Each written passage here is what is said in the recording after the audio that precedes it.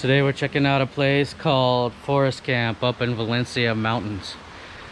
It's so nice here. It's like 10 degrees cooler. It's expensive though. It's like 400 pesos a person to get in. Then you have to pay for the food. But we're in the jungle, so I'm gonna check it out. Critter hunter.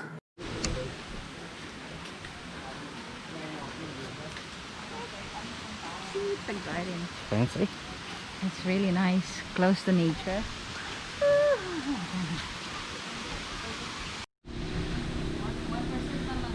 This is a really nice, I guess it's a resort. I don't know. There's a lot of pools and stuff to hang out in. You can literally swim in all the pools, but it's super cold. It's mountain water straight from the river. So there's ants though. I'm gonna go show you guys around and then I'm gonna go swimming.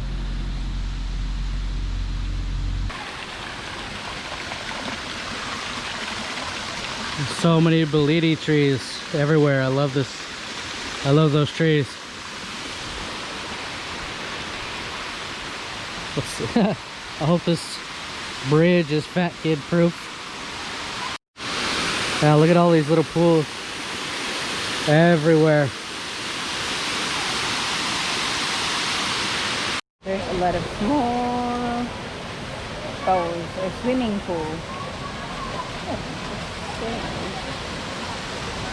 There's one over here. Let's go. I'll take you over here, guys. And this one.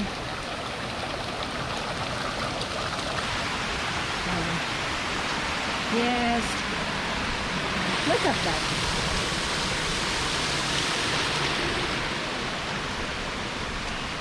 Little ones though, but I'm not going to test the water because I know that it's so cold. I know. This one is Emporium. Emporium, guys. Expensive one. There. That one looks good. Super chill place to hang out and eat, have a party, do whatever. It's like 10 degrees cooler than down in Dauin. But it's time to go swimming. See how cold it is. This place is nice, but the water is freezing. So I think I'm gonna go where I'm a little more comfortable. That's more like it. Let's go diving. In the last episode, I was diving at the pier. And in this episode, I'm going all the way to the other end of town to the Pyramids dive site. And let's get the selfie out of the way to show how cool I am.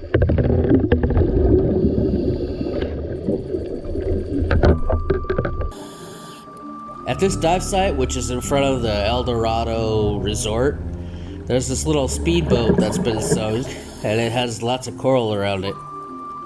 It's off in the sandy bottom, but there's also a lot of other artificial reefs and structures and stuff laid around it. So there's tons of reef fish and all kinds of critters for me to film. And here you can see why they're called the Pyramids dive site.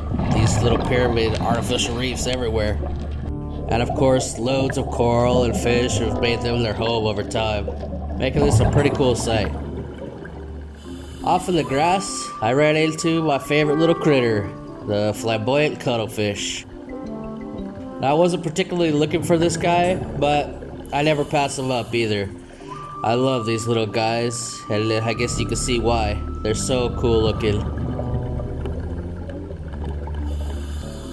Well, here's me trying to film the little dude without getting too close. I had to try a lot of different lenses just to get this guy on camera the best I could.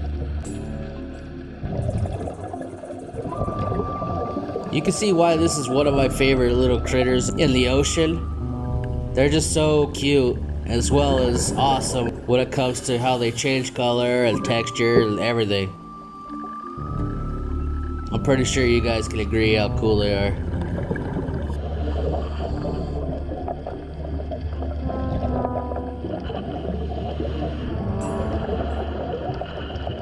Now I'm testing out my wide angle lens.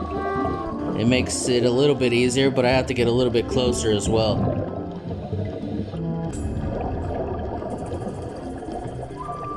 Off in the same grass, I ran into this little cloud frogfish. He was a little tiny dude, just swimming around. Actually, no, he was just sitting around. He's kind of lazy. He doesn't swim. These guys are just so ugly that they're cute. I don't know what else to say about them. Look at all those little pock marks and holes all over his body. And if you look closely behind his leg, you can see his little gills where he shoots out water, kind of like a jet. Oh, in this clip, if you look closely, a decorator crab walks by. I didn't even see it in the camera, but now that I see it, it's pretty funny. Oh, hello, sir. Don't mind me. I'm just passing through.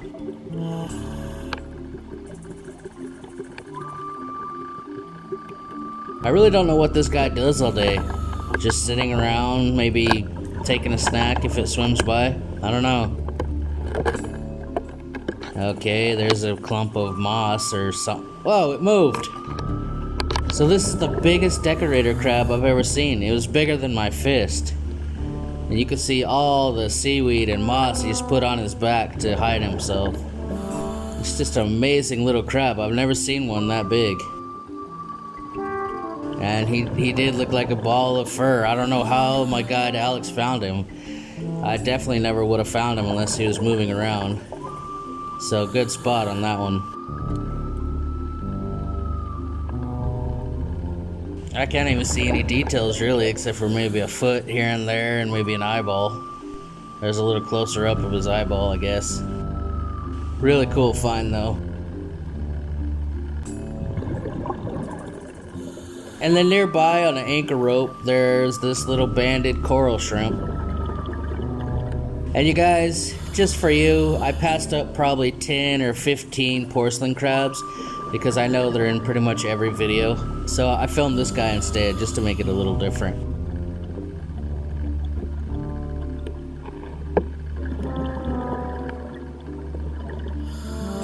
On the same rope, just a few feet away, was this little tiny nudibranch. Really colorful little dude.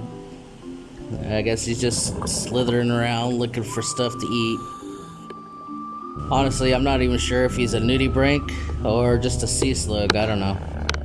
But either way, it was nice to test out the macro lens because this guy was really tiny and it was cool to see some details on him. On the other end of the spectrum, I soon ran into this huge nudibranch. It's about as long as my hand. This guy was the biggest nudie I've ever seen. He was enormous. It was the first time I filmed a nudie with no macro lens. I had to use no lens at all. He was just so enormous, and he's just sitting there eating on something. He must be so old. Look at all those wrinkles and everything. This guy's awesome. I've never seen this species at this size. Eventually I did put on the macro lens just to see if I could see some detail in his face, because it's kind of a rare opportunity. And you can see he's even more wrinkly up close. I don't know if the small ones are that wrinkly, or this guy's just an old man. Either way, he's just sitting there eating some dinner. There's all sorts of lionfish and other reef fish around these artificial corals. Just so much to see everywhere. Including this box crab that I scared up and he took off running.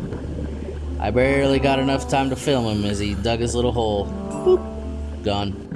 Out in the sand around the boat and the reef, there were all these blue spotted stingrays. I probably ran into 7 today. And they're pretty hard to sneak up on, but I kept trying. So for this one, our strategy was that Alex would sneak up on one side with one camera, and as you can see, here I come on the other side with the other camera, hoping that if he went one way, we would catch him.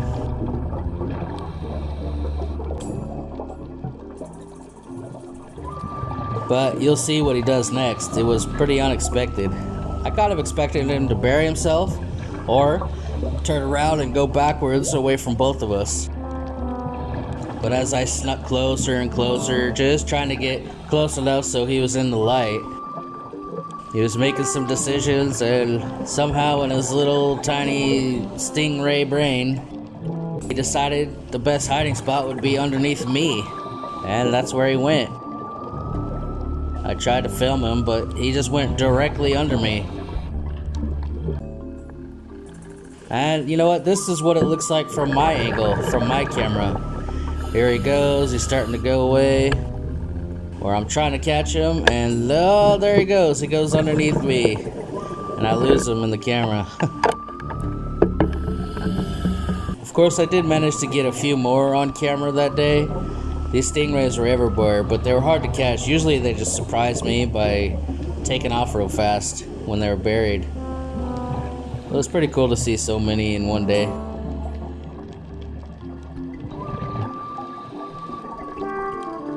So this dive site surprised me. I've never actually been here that I can remember. And I didn't know there was so much artificial reef and so many things to film. So I'm definitely going to have to come back here and film it again. See what other critters I could find.